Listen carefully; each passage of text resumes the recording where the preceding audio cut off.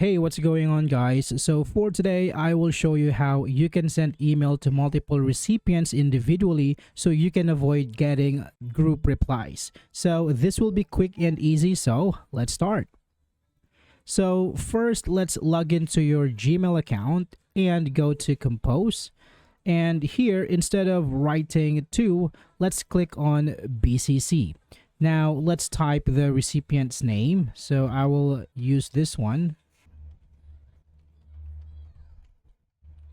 So I will have the subject test and I will just type test here and I'm going to send this message. So let's wait a few seconds here.